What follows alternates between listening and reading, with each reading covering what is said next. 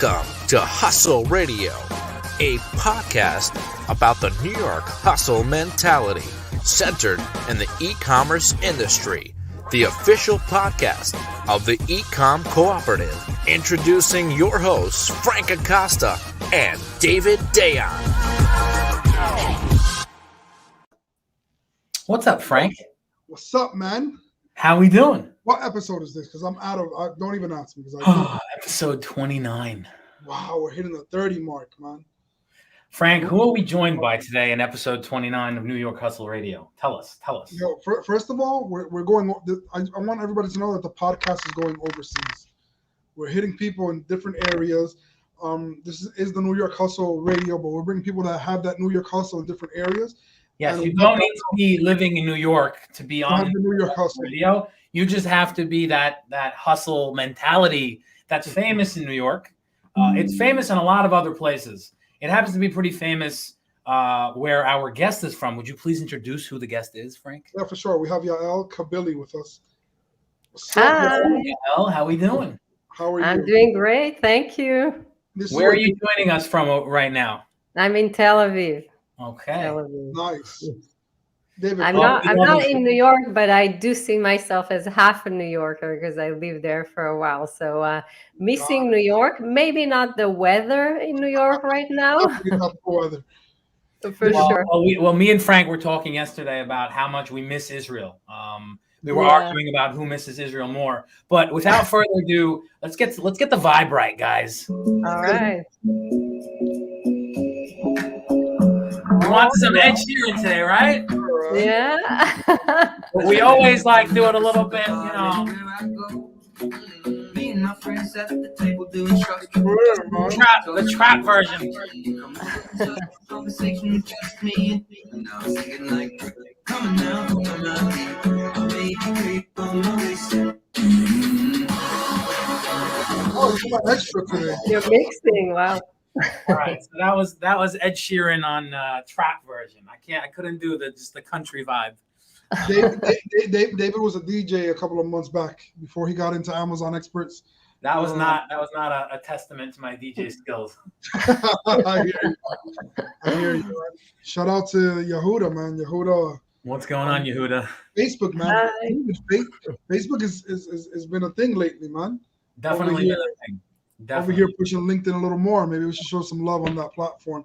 Yeah, talk to us, man. First of all, what do you do and what are you dedicated to these days? I know you're a former New Yorker now in a different country, but I know that mentality of hustling. I do know that you run two businesses. I don't know if how correct I am with that. I remember having that conversation with you. That alone qualifies you for New York Hustle Radio. All right. Yeah. I founded and co-founded two businesses, not running both. But yeah, what do I do? Same thing, man. Same thing. Yeah. We thought when we started working on the E-Com Cooperative, we're like, oh yeah, something that is for business owners. We're going to be able to handle it, and it's easily become like a lifetime project, right? And it's the hustle is insane, man. So company that you're running today, and what do they stand for? Yeah. So originally I'm a lawyer. I'm a trademark lawyer, actually. I got into the Amazon space in 2016, end of 2015. And so I started first a law firm focusing on Amazon and legal problems. So we do like suspensions, trademarks, copyrights, IP. We found very quickly that intellectual property is extremely important on Amazon. So the firm has served probably about 6,000 clients over the years. And then in 2018, I founded with two other partners, Fortinet, which is an investment banking firm that helps sellers with the sale of their business. So very busy with both. What happened when we started Fortinet in 2018. That was probably right before the craziness that we see right now in our industry around M&As. So somebody told me recently, right before it was cool to do Amazon exits. It's been 6 very busy years, but we really feel we're helping sellers on both activities. I think that I was actually talking to someone from your team the other day, telling them a little bit about this. I said, right now, I think some people look at it as an advantage to have somebody to talk to when they're thinking about selling their business.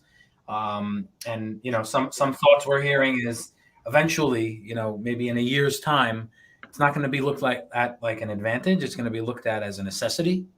And it's just something, just like any other field, you go through the proper due diligence. Professional. It's something that I think that's the way things are moving. And I think obviously, go ahead. I think that already today most large businesses use a consultant, because there's for several reasons. The main reason is that you get much more. That's it, bottom line.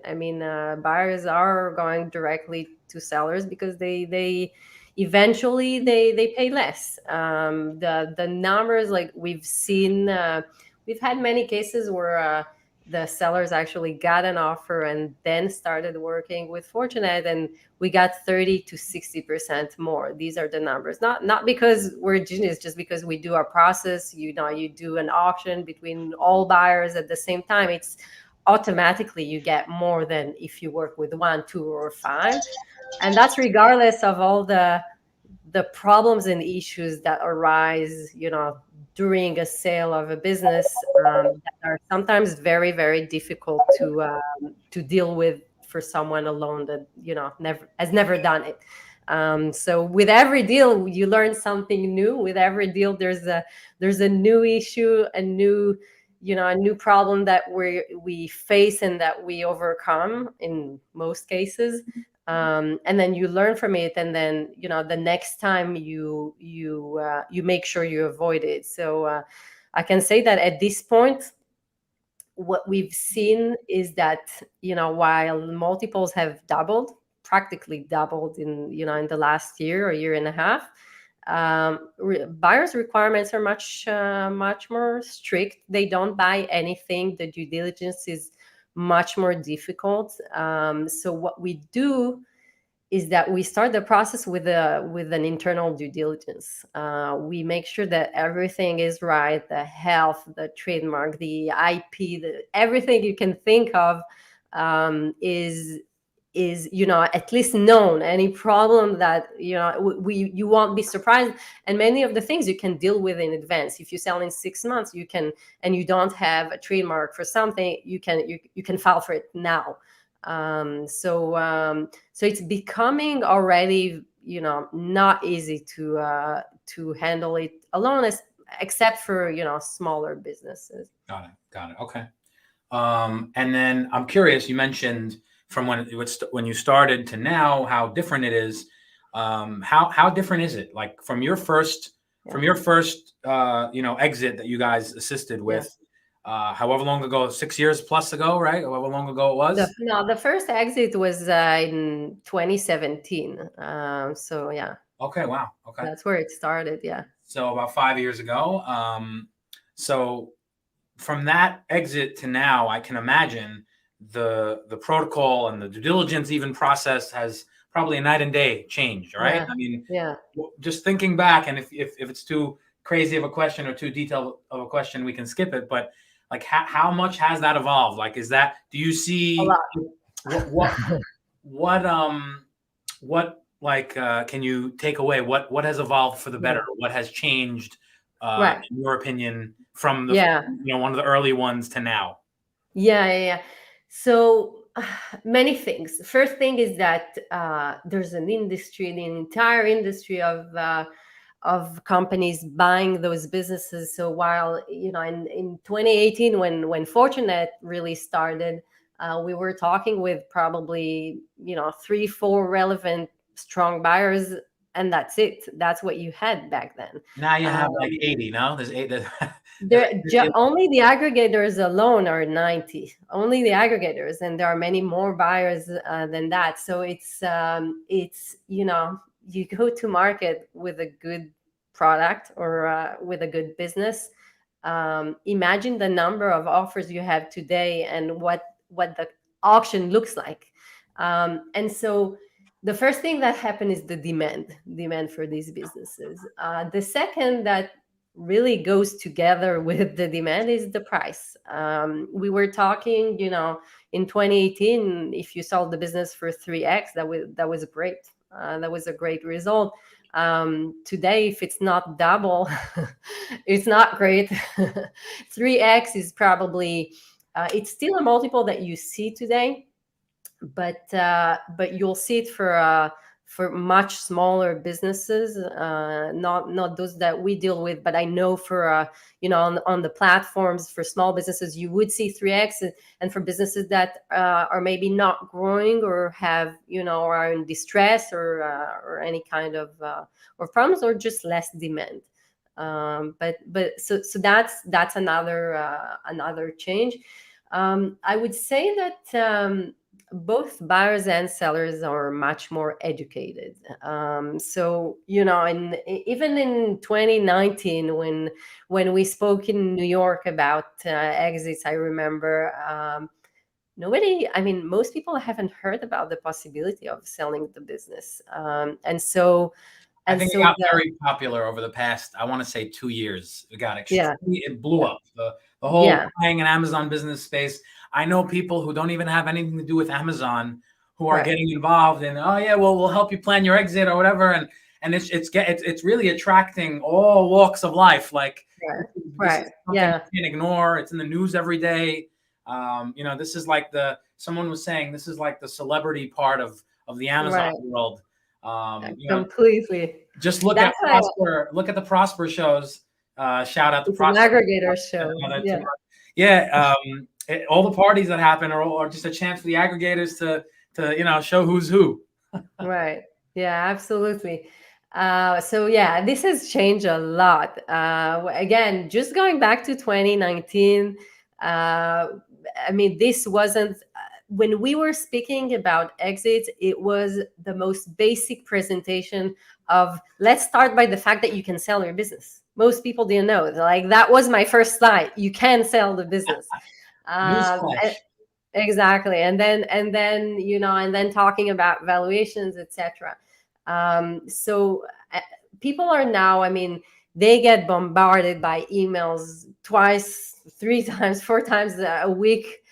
We want to buy your business by different players. So they've heard. If they go to any conference, they heard. All they see around them are aggregators. So I think that's great. Most sellers are now, so they hear about it and then they learn about it. They learn how much they're worth, more or less. They learn about the different valuations, the different structures of a deal. So our discussions are completely different now with sellers. We do see things that have not changed. The common mistakes that sellers make when they leave a lot of money on the table are still the same that they've been 2 years ago. So these are the same, even in the way they calculate the profit. If every dollar is $6 or $7 or whatever your multiple is, and you calculated your profit and 100K you saw as an expense, but it could actually go back to the profit. It can be added back to the profit. You just lost 700K or 600K just because you didn't do it right. And that's before a negotiation, before anything. So these are mistakes that we still see. We saw 2 years ago. We still see them. And I think that you were talking about going to professionals. I think there's something amazing about sellers, which is that they created everything from A to Z. It's a real management of a real business from the smallest thing to finding a product, sourcing, logistics.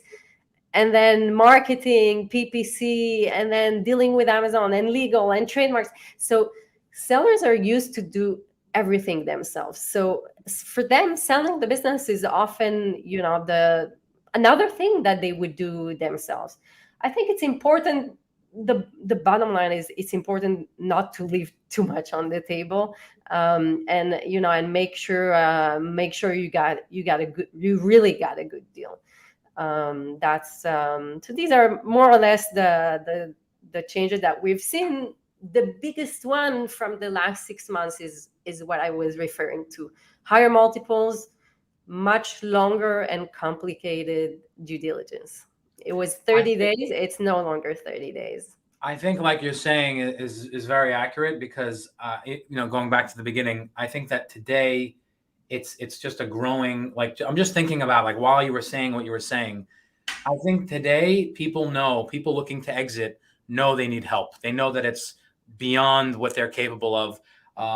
It's a problem, and one of my Amazon mottos is know what you do best, delegate the rest. And this is definitely something that you need help with. So I think that I was a little naive in what I was saying in the beginning of the episode. I think it already, like you said, it is a situation where anyone who's serious about it and taking it seriously knows they need to do their proper due diligence but not potentially leave all that money on the table, because that's a good point. When you're dealing with the multiple situation there, you're leaving 100,000 can be 700,000 or more, and it's a big deal. It's the only exception I think would be when you have a distressed business, and you're having problems with cash flow, and you know that the business is going down. You're not going to get an amazing multiple anyway, and then you get a good offer, and it's on the table, and you're not sure. In these cases, I say, you may lose 300K, 400K, 2 million, 3 million, depending on your size. But if it's in distress and you don't know what the outcome will be, take the offer. So that's a good transition into today's topic, actually, which is how to avoid the 4 mistakes that can kill a deal. I imagine that over the years, you've seen deals killed, right? Yeah. Safe to say. I find it interesting that you have like a list of the 4 things, or I guess it's the 4 things that you've seen the most, right? There could be more. Yeah. There could be more reasons why deals have been killed, but these are the most recurring ones. So goodbye, Frank. I'll see you later. He doesn't want to hear about killing deals. Frank only wants to talk about making deals. Right, making deals. Me too. So the topic isn't about what kills deal, is how to avoid things that kill. Yes. Okay. Yes. So let's establish what they are, and then we'll talk about avoiding them. Right. My camera was like acting up, and I was like, let me turn it off before it just goes completely off. So I was replugging it, but I didn't know it was still good. No problem. So I mean, I think that it's a topic nobody wants to talk about, honestly. I mean, buyers don't want to talk about LOIs that don't proceed and their rate. Sometimes you can see posts about specific buyers that actually don't close LOIs, and then you actually see a change in that buyer. So I think it's there's a power in our in our industry, in social media, and everybody must behave. So I think that. Everybody does behave. I mean, at the end, the seller must sell, a good business, and not a business that will fall, within a month in the hands of the buyer. And buyers are now very savvy about, what can happen. 2 years, 3 years in the industry. By now, they know what matters and what actually matters less. And they can move on even if there's an issue. So we wanted, the topics, I picked the I call them the big 4 mistakes, because these are really things that are requirements, and these are the things that we actually focus on when we do our mini due diligence at the beginning of the process. So the first one, out of the 4, I think that the first one is actually super intuitive, and it's intuitive for most. The key is trust, and I would say confidence. Okay, so you're selling your business to someone. It's an asset deal. You're not going to stay in the business. It's like selling a car. Take my car and buy, right? When you buy a car, you can go and check it before you buy it. And when you buy an Amazon business, you can check it, and you will check it, and they check it for 60 days. But there is some reliance on trust, because when I ask you, have you done any black hat? Have you ordered reviews from this? Have you ordered reviews from there? And things like that. These are, at the end, there are things that I cannot see whenever I do, and how it doesn't matter how much I dig into your Seller Central, I won't see what you've done, behind the scenes. So I do have to trust you. And when you hide things, they will, at the end, most of them will be revealed. And when you hide something, and it is revealed later, and the deal is closed, a buyer will go back and sue you for that, if it's something that caused negative effects, like less sales or dramatically less sales. And so, I can give you an example. If you pay for traffic outside of Amazon, to drive traffic into Amazon, and you don't show that you did that, let's say that you paid for rebates, okay, and you don't show the buyers that you did that. We had a case like that. The seller actually forgot to show it. He wasn't hiding it. It was just on his PayPal. He forgot to mention it when we created the P&L. And then later, very, late in the deal, we were almost closing the transaction. The buyer looked at, they look at your bank account, they look at all your expenses, they want to know that your P&L is actually correct. And then they found this expense and they asked, what is this? I mean, it wasn't a small thing. It was a few hundreds of thousands of dollars. And then he explained, and that created a big problem of trust. We were lucky in this particular case.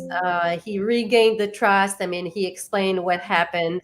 And that was the person that I, knew personally. So I could attest to other things that he'd done.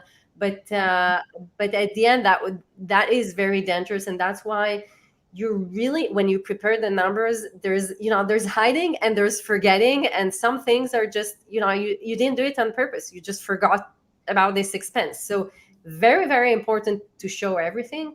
And on the kind of health side, buyers usually know. I mean, they find out. They dig and they dig and they dig and they find out. And if not now, then later they'll find out. So sometimes sellers ask me, I'm using this consultant. I'm thinking about having that expense from another account. Why? I mean, why are you doing that? And then they explain, yeah, because I don't want it to be part of my expenses, and then my exit will be lower because my profit will be lower, and then the multiple applies to that profit. So I always say, first of all, they'll know about the consultant. You don't need to hide. They'll see it in your bank accounts. Just don't hide anything. If it's something that the buyer won't have, we'll negotiate that. We'll ask to add it back to the profit. So you had the consultant because you don't know how to do PPC. That's not the case for most sellers. We'll negotiate that. So you don't even know, like, just because you look at it that way doesn't mean that the aggregator potentially is going to look at it that way. And you could think that you're hiding it and doing yourself a favor when in reality you're not at all. Yeah. So transparency is key, I guess. Yeah. I mean, we see sellers doing big efforts in the, while thinking it will help for example, salaries. They're afraid of, that all the salaries will look bad on the P&L because it's a company that has been using several brands. And what if, and then there's a new COO who is very expensive, but he does other stuff. So I'm paying it from another company. But they're going to see this COO. I mean, he's part of the team. He is working on this business, at least partially. just be completely transparent. And then when you deal with the case, you just have to do a good job of explaining. He's been working on the business, but he's also working on another brand. So this is 20% of his time. This is 40% of his time. So if we allocate the expense to, to this business, this is where we are. Just don't hide anything. They'll see it. They're going to go through all your accounts and they're going to see it. So don't do it. The last thing you want is a lawsuit. And, I want to tell you, when you sell a business, the last thing you want is to sell it and then not sleep. Yeah. That's horrible. I mean, what will you do? You'll keep the money and then wait if the buyer finds out what you did. If you did black hat, if you did, if you bought reviews at the beginning, it's fine. Just say it. This is the business. If they want to buy, they'll buy it. If they don't, they won't. I mean, buyers accept much more than you would think. By the way. If most of the businesses that we look at, in 2015, 2016, you could ask your sister to give a review, nothing would happen. I mean, you bought it from they were Facebook groups, remember? I mean, it was all over. You could do whatever you want, and it's fine, and buyers understand it. That was the reality back then, but since then it's been washed out by thousands of other reviews that are completely organic. So just tell the truth. Okay, that was the first one. Okay, easy enough. Don't mislead the potential buyer. Right. Say everything. Say everything. If you're hesitating, say it. Whatever it is, say it. If you're hesitating, to say that you haven't designed actually the packaging, it's your brother, it's your ex. Say it. Say everything. Frank, let's take that to the real world for a second. Yeah. Give me some thoughts on it. You're a big fan of just show up, be real, learn from your mistakes, all that good type of stuff. I feel like this fits in well with it. Yeah, I mean, look, usually when I'm usually always talking on these podcasts. When I'm not, it's because the value here is a gem, right? And I always tell people, like, I'm a product of failure, right? Of making mistakes and learning. Thankfully, I learned a lot of them at a young age. So now, as you mature, you don't fall into those same traps. But I also feel like there's a community that we've learned from others' mistakes, right? Where we're able to see what someone did and not redo it again. And I love the fact that you said some people sell their business and then they can't sleep, right? Because they did it the wrong way. And right now, more and more, I have a lot of friends that are on Amazon, and at first they were like, I'm never selling, this is my baby. And now everybody's seeing numbers and they're contemplating about selling, right? Yeah. And the more and more that we see that happening, right, we need more guidance. And there's people out there, right? And I also believe that if your business is running and you're about to sell to a market, is make that investment to learn about what you're doing.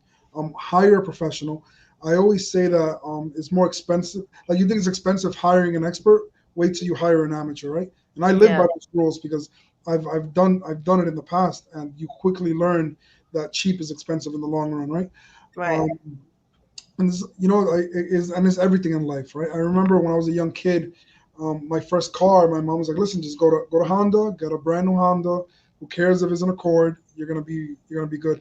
I was like, "No, I wanted a BMW. I wanted to look cool." So I went and got a used one, and quickly started realizing how much I had to invest into it to make it work, and how the appearance. So I think in everything that we do, especially e-commerce right now, since there's so many traps, there's so many loopholes, it's always good to affirm yourself before you make a decision. So I love it, and I think that is useful for a lot of our viewers, because all those people, and you know this, David, all those people that said they would never sell, they're all thinking about selling now, right? Yeah. And it's a life-changing opportunity, right? And the ones that are selling are quickly revamping to build another one to sell again, right? So I think the e-commerce world is going to be trending in the next couple of years and evolving in a way where we just need to be filled with information. Yeah, I agree. I mean, this actually takes me to the next topic, which is momentum. I think that, if you're doing it, you want to do it right. Usually it's a one-way street. I mean, you can go to market, and then if it doesn't work out, go back to market again, but it's not the same thing as coming it shiny and amazing. So we have seen, and that happens a lot lately. We see a lot of business owners who, they manage the business, and as long as everything is great, they continue and they continue. And then they get to a point where the business starts going down. They lose. They kind of lose control. The PPC competitors, with all the costs that went up, and the profit margins are going down, and this is where they decide to sell the business, because they tell me I cannot do better. In the hands of a good buyer, that's like the sentence that I think get the most. In the hands of a good buyer, this business can be amazing. I just couldn't do it. But the truth is, you're in most cases the entrepreneur, the one who founded the business. In most cases, that person, she or he, is doing the best job. That's what you're doing all day from the beginning. The business for 5 years, so you may need help in certain cases, on on PPC or logistics or other things, but your business best, and that is so one of the most common mistakes is, as long as it's a great business, I'm keeping it, but when it starts going down, that's a good time to get rid of it. That's not how it works. Nobody wants a business that goes down, honestly. It's very, very hard to sell a declining business, especially, they look, and we see it again and again. They look at the last 12 months, but they really look at the last 3 months. They look closely at the last 3 months. And if there's a bad momentum there, if the business every month looks, worse than the month before, that's not a good time to sell, unfortunately. So what you have to do in this case is pinpoint the problems. What led to this decline? Speak with as many people as you can to understand what it is. Sometimes it's about the P&L, by the way. Just, go to a consultant, create a P&L. They'll tell you, in your P&L, it's clear that your tacos is horrible. Things come out of the P&L. And sometimes it's just a look on the business of, someone in this industry can tell you where the problem is. In most cases, 95% of the cases, the seller knows. Seller knows what the problem is.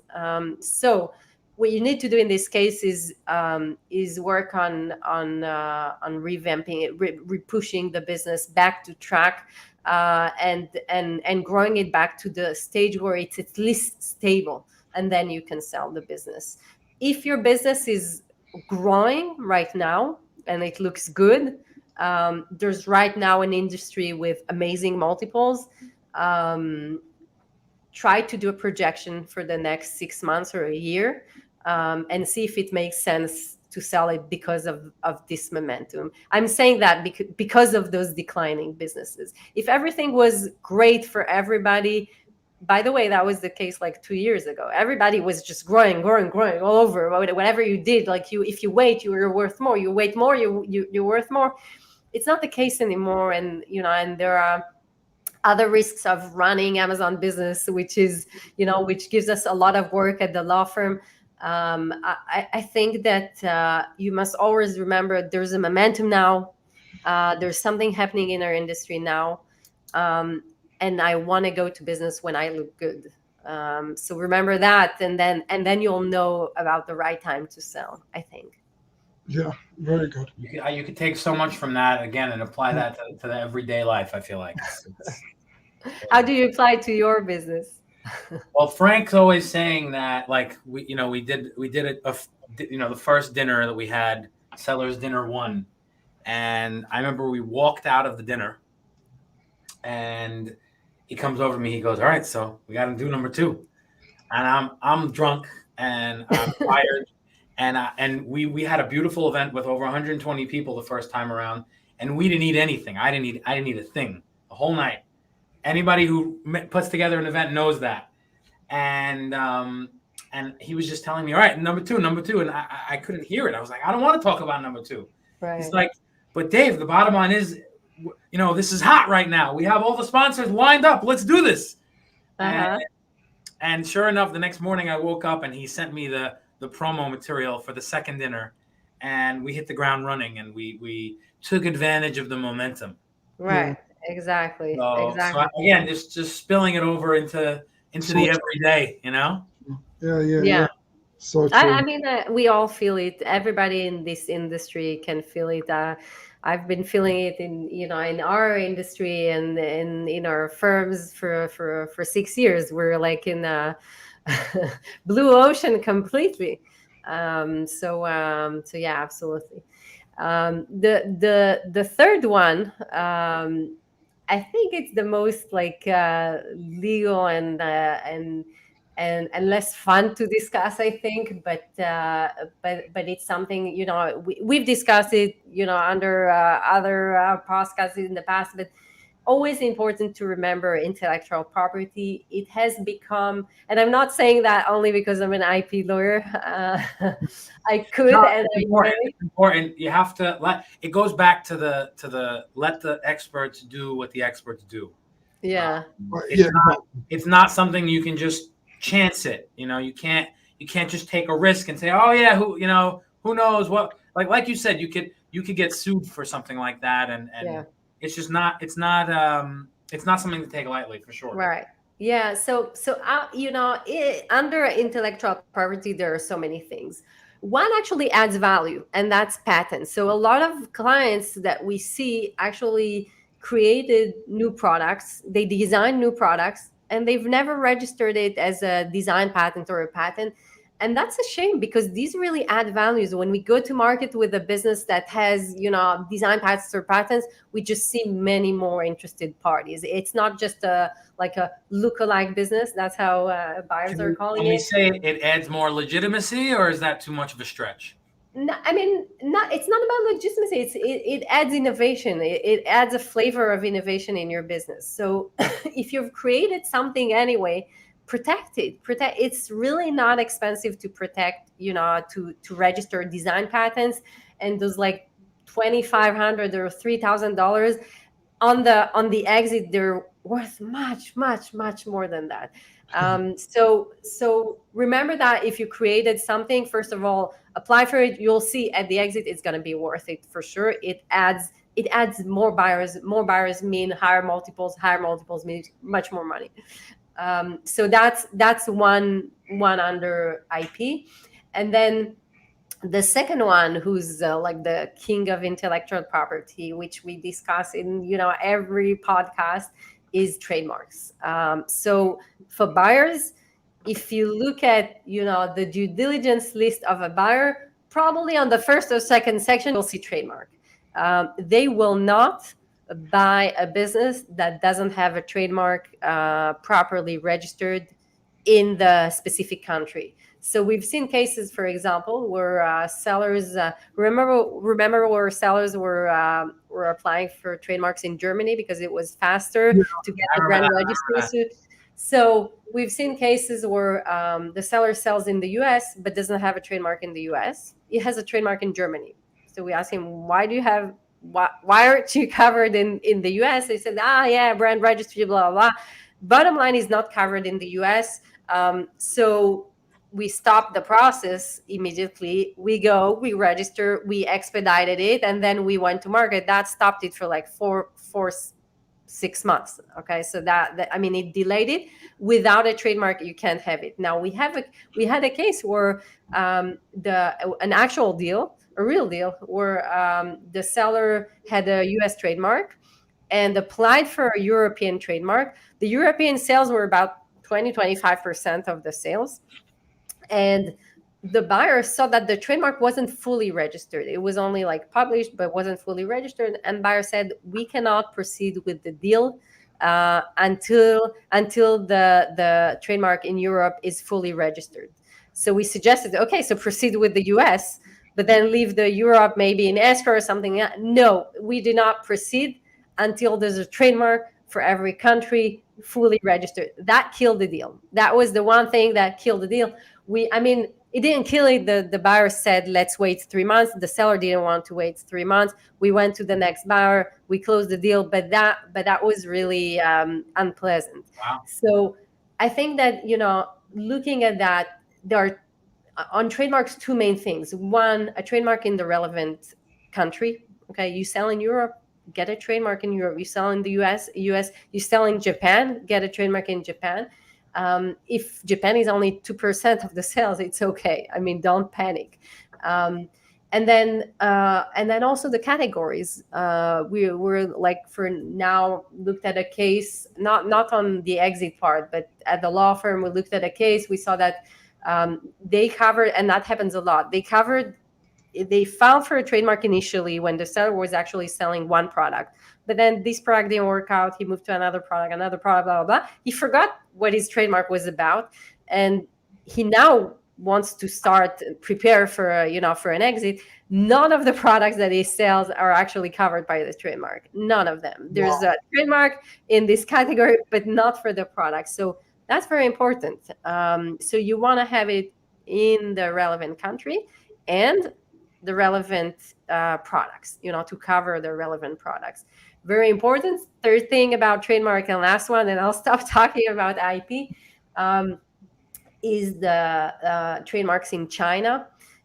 So that's actually tricky. If you're going to sell immediately in a month or two, I mean, that's not on the top of the due diligence list of a buyer. A buyer would buy a business even if you manufacture in China and you don't have a trademark in China.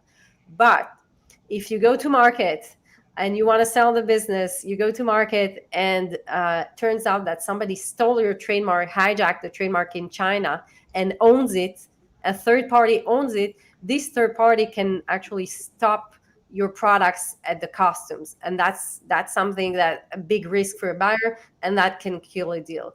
So if you're going to sell your business in a year, 6 months, or like not right now, but in several months, you may want to secure the Chinese trademark. It's really not expensive and it's worth it. And then you would prevent someone from hijacking this trademark. So that was the last one around trademarks. So just remember, right countries, right category, right product. And then if you can add value with a design patent, just do that. Awesome. I don't know why you're apologizing. You're maybe the most qualified person to advise on that third point. So everyone should be thanking you. So thank you. Sure. Thank you. And then the last point, and maybe we'll end with that. The health of the account, suspensions and things like that. I mentioned earlier, I mean, buyers are more forgiving than you would expect. Of course, if a big percentage of the reviews are not authentic, that could be a problem. I mean, for some buyers won't touch it, and some will say, okay, but then you get a lower multiple because my risk is higher. So just factor it in, when they decide on the multiple.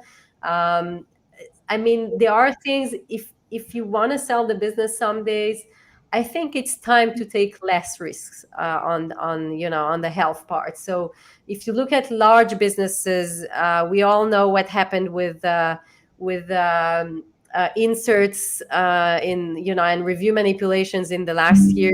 That was really Amazon's focus in the last year. So what you want to do now is be very careful with that. That's the one thing that buyers are really scared of, review manipulation, because once you get suspended once, the second time is extremely, extremely hard to get reinstated. So if you're suspended the first time, you'll get reinstated if you do a good job with your plan of action. Second time, extremely, extremely difficult.